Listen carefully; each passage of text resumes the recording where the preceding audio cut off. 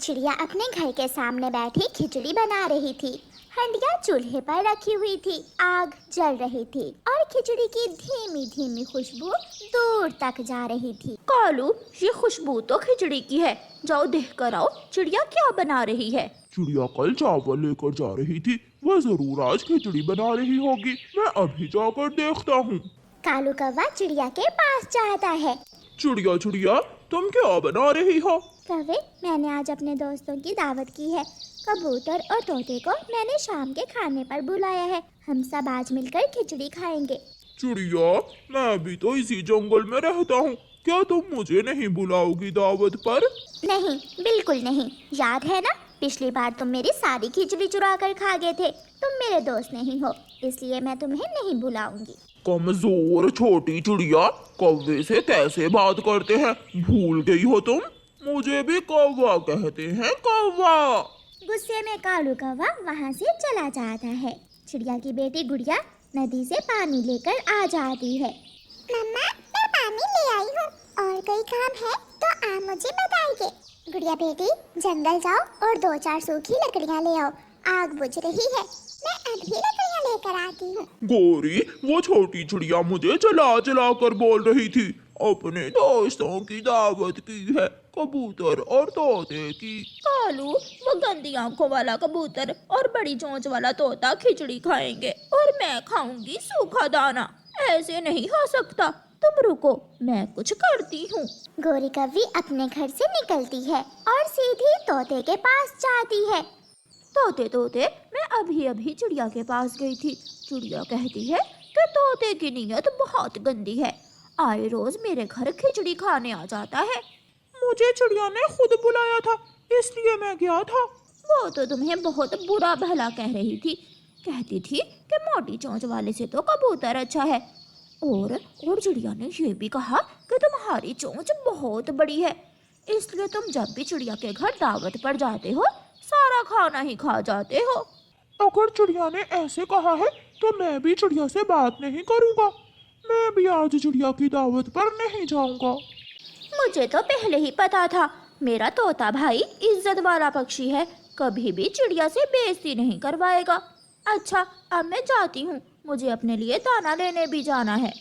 गोरी कौवी वहाँ से उड़ती है और कबूतर के पास चली जाती है। कबूतर कबूतर, तुम्हारी आंखें तो बहुत खूबसूरत हैं।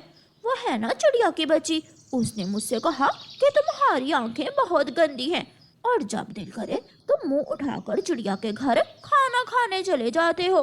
चिड़िया खुद ही हमारी दावत करती है और फिर बाद में दूसरों से बातें करती है।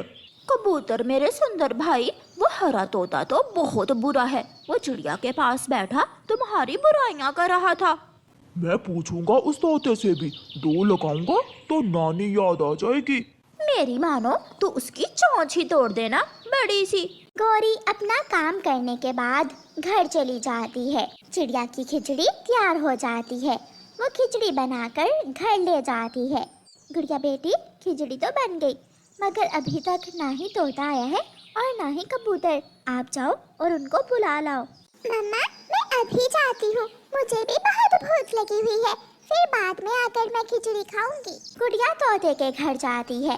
तोता रास्ते में ही बैठा हुआ था, वो लाल मिर्ची खा रहा था। अंकल, आप यहाँ बैठे लाल मिर्ची खा रहे हो और मम्मा ने आपके लिए खिचड़ी बनाई हुई है। मुझे नहीं खानी खिचड़ी तुम्हारी मम्मा की। अंकल, क्या हुआ? आपको मम्मा बुला रही है। अपनी माँ से जाकर बोल दो मैंने लाल मिर्ची खा ली है, मैं खिचड़ी खाने नहीं आऊँगा। गुड़िया बेचारी वहाँ से चली जाती है। फिर गुड़िया कबूतर के पास जाती है। अंकल कबूतर, जल्दी आ जाइए, आपको मम्मा बुला रही है, सब तैयार है, खिचड़ी बन गई है। नहीं, मुझे नहीं जाना तुम्हारी मम्मा के पास। जाओ और बता दो मेरी आंखें बहुत गंदी है, मैं नहीं आऊँगा। गुड़िया छोटी बच्ची थी, वो बच्चों वाली बात करती है। तो अंकल, आप अपनी आंखें साफ करने के बाद आ जाना। जाओ, चली जाओ यहाँ से, भाग जाओ।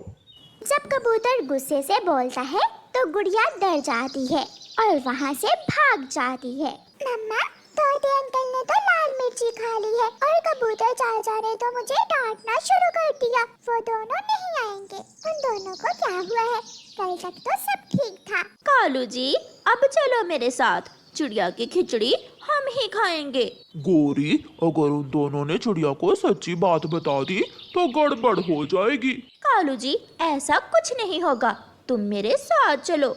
गोरी कव्वी कालू कव्वे को लेकर चिड़िया के घर चली जाती है। चिड़िया चिड़िया, मैं तो बिन बुलाए ही आ गई हूँ। वो कहाँ है, कबूतर और तोता? ना जाने उन दोनों को क्या हुआ है। मैंने उन्हें कल बताया भी था। अभी गुड़िया को उन्हें लेने भी भेजा, मगर वो आए ही नहीं। चिड़िया चिड़िया, वो बहुत बुरे हैं। मैंने कहा था ना कि तुम हमसे दोस्ती कर लो। छोड़ो कबूतर और तोते को। चिड़िया, भूख बहुत लगी हुई है, कुछ खाने को है? मम्मा, तोते अंकल और कबूतर अंकल के हिस्से की खिचड़ी आप गौरी आंटी और कालू अंकल को दे दें। हाँ गौरी, लो मैं ये खिचड़ी डिब्बे में डाल देती हूँ, तुम ये ले जाओ। वो दोनों तो आए नहीं। चिड़िया गौरी को डिब्बे में खिचड़ी डाल देती है। कालू कौवा और गौरी कव्वी खिचड़ी लेकर अपने घर चले जाते हैं। दोनों कव्वे पेट भरकर खिचड़ी खाते हैं। देखा कालू जी, तुम्हारी पत्नी ने चिड़िया से खिचड़ी भी ले ली और सबको आपस में नाराज भी कर दिया। वाह गोरी पत्नी जी, तुम तो बहुत चालाक हो। तोता कबूतर के घर के पास से जा रहा था कि कबूतर उसे रोक लेता है। आज के बाद तुम यहाँ से मत गुजरना। मैंने क्या बिगाड़ा है तुम्हारा? मैं तो गुजरूंगा। एक मुझे गंदी आंखों वाला कहते हो और दूसरा मेरे घर के सामने से गुजरते हो। मैं तुम्हें छोड़ूंगा नहीं। कबूतर तोते को मारने लगता है। शोर सुनकर चिड़िया भी वहाँ आ जाती है। कबूतर छोड़ दो, तोते को छोड़ दो, मत मारो इसे। चिड़िया, ये सब तुम्हारी वजह से हुआ है। तुम तोते से मिलकर मेरी बातें करती हो। तुम दोनों ने मुझे गंदी आंखों वाला कहा।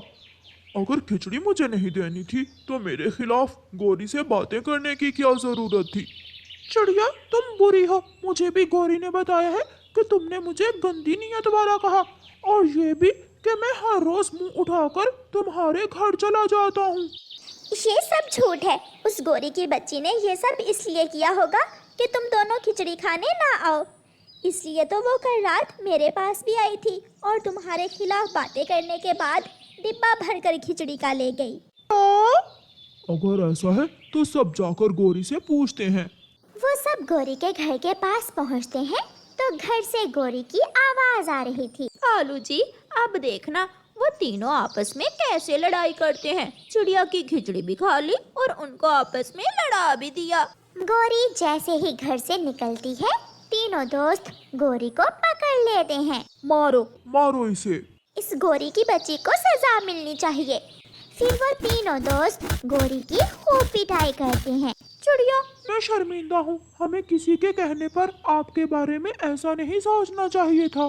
तोते और कबूतर भैया इसीलिए तो कहते हैं कि सुनी सुनाई बातों पर विश्वास कभी नहीं करना चाहिए।